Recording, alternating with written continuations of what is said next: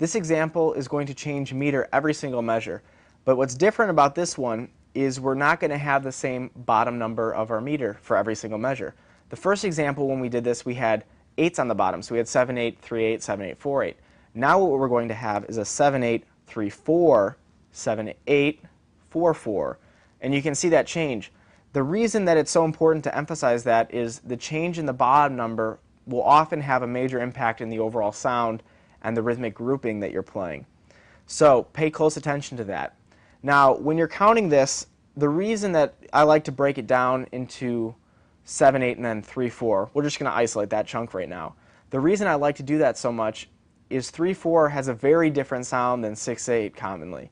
There are obviously tons of ways you can break things down and add extra notes and stuff like that, but for the general idea of those two meters, they have a very different sound. So if I were to write it as 6, 8, people automatically assume this sort of 1, 2, 3, 4, 5, 6 sort of feel, while 3, 4 is more of a 1, 2, 3, 4, 5, 6, 1, 2, 3, 4, 5, 6, where I'm counting out the eighth notes. So it's very important to get the meter understood and understand why the groupings are different and why it would be labeled differently.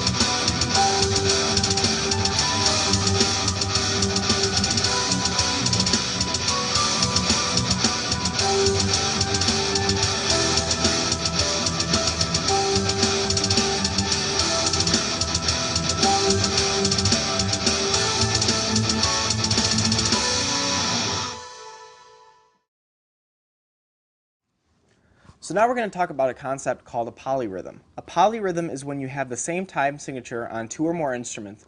However, the groupings within those time signatures of the notes is going to be different. So remember that groupings is how you break down the notes that are being played.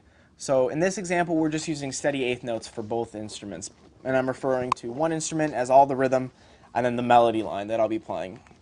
Now, the rhythm part is doing a group of 3, and then a group of 2 to add up to this 4/4. Now, the lead is going to be doing a group of 2, 3, 3, the exact opposite. Now, what's cool about that is it's not completely obvious that it's playing something different at first. But if you listen closely, you get the sense of more tension than you would if you just kind of listening to it in the background.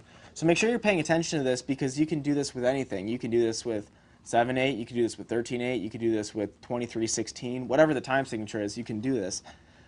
So basically, polyrhythm is going to be when you have two different instruments or more playing the same meter, but playing different groupings within it. So pay close attention to this and let's go.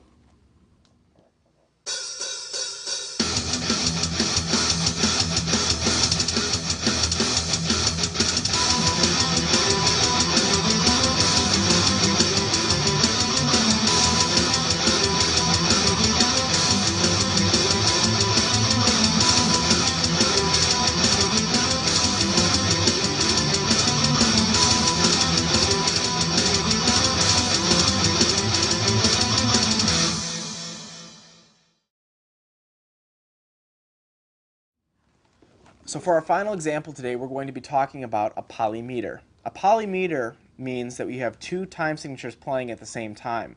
So in this case, when you listen to this demonstration, the piano is going to be playing 7, 8. And so is the upper body of the drums. Now the kick drum, the bass, and the rhythm part that I will be performing are all in 5, 8, doing a group of 3 at the beginning and then 2 off, and then doing a group of 2 and then 3. So it's constantly switching the grouping back and forth in the 5, 8 instruments. Now, these are pretty tricky to keep track of because you have to kind of isolate yourself while still paying attention to the backing. Now, I think the easiest way to do this is to count out whatever you're playing and just make sure you're keeping a steady tempo. So for me, when I'm doing this, I'm counting out 5, 8 in my head and then kind of just matching on with the rest of it by finding the eighth notes. You could do this by ear also, but the counting tends to make it a lot more tight. So pay close attention to the rhythms and look at the notation for this to see how they line up with compared to each other. Now the cool thing about a polymeter is that it slowly gets more tense. So for this entire example, it starts off fairly at normal sounding, and then it gets more and more and more tense until the very last chord, and that's when both time signatures finally match up with the same downbeat again.